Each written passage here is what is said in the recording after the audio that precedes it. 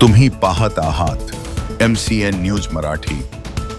बुलढाणा जिल्ह्यात जिल्हा संत रविदास महाराज जयंतीनिमित्त विविध कार्यक्रम आयोजित करण्यात आले आहेत। त्या अनुषंगाने जिल्ह्यातील खामगाव शहरामध्ये 1 फेब्रुवारी रोजी संत रोहिदास महाराजांच्या जयंतीनिमित्ताने भव्य शोभायात्रा काढण्यात आली। या शोभायात्रेचे स्वागत कामगार मंत्री ॲडव्होकेट आकाशदादा फुंडकर यांनी संत रोहिदास महाराजांच्या प्रतिमेस हार अर्पण व अभिवादन करून केले। खामगाव शहरातील विविध मार्गावरून काढण्यात आलेल्या या शोभायात्रेत शहरातील बहुसंख्य नागरिक सहभागी झाले होते। संत रोहिदास हे इसवी सन 15 ते 16व्या शतकादरम्यान भक्ती चळवळीचे भारतीय रहस्यवादी कवी होते। रविदासांच्या भक्तिगीतांचा पंजाब, उत्तर प्रदेश, राजस्थान, महाराष्ट्र आणि मध्य प्रदेश या प्रदेशात गुरु म्हणून कायमचा प्रभाव पडला आहे। ते कवी, संत, समाजसुधारक आणि आध्यात्मिक व्यक्तिमत्व होते।